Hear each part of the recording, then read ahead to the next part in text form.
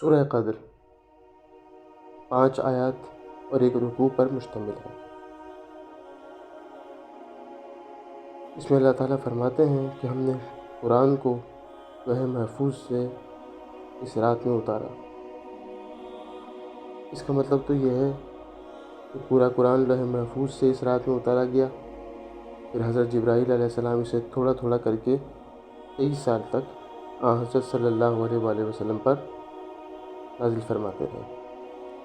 اور یہاں ایک دوسرا مطلب بھی اخذ کیا جا سکتا ہے کہ حضرت صلی اللہ علیہ وآلہ وسلم پر قرآن کریم کا نزول سب سے پہلے شب قدر میں شروع ہوا۔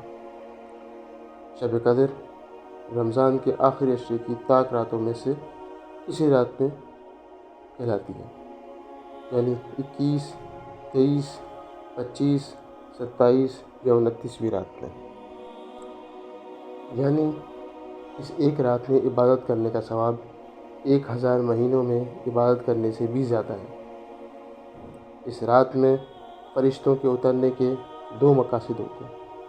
ایک یہ کہ اس رات جو لوگ عبادت میں مشغول ہوتے ہیں، فرشتے ان کے حق میں رحمت کی دعا کرتے ہیں۔ دوسرا، آیت کریمہ میں بتایا گیا ہے کہ اللہ تعالیٰ اس رات میں سال بھر کے تقدیر کے فیصلے فرشتوں کے حوالے فرما دیتے ہیں تاکہ وہ اپنے اپنے وقت پر ان کی تعمیل کرتے رہیں۔ آئیں یہاں پر اس صورت کا ترجمہ بھی سنتے ہیں تاکہ اور بہتر انداز میں ہم اس صورت کو سمجھ سکیں۔ شروع اللہ کے نام سے جو بڑا مہربان ہے اور نہایت رحم فرمانے والا۔ بے شک ہم نے اس قرآن کو شب قدر میں نازل کیا ہے، اور تمہیں کیا معلوم کہ شب قدر کیا چیز ہے؟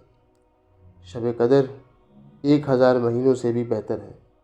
اس میں فرشتے اور روح اپنے پروردگار کی اجازت سے ہر کام کے لیے اترتے ہیں، اور وہ رات سراپے سلامتی ہے فجر کے طلوع ہونے تک۔ اللہ پاک ہم سب کو شب قدر کی قدر کرنے کی توفیق عطا فرمائے۔ السلام علیکم ورحمۃ اللہ وبرکاتہ۔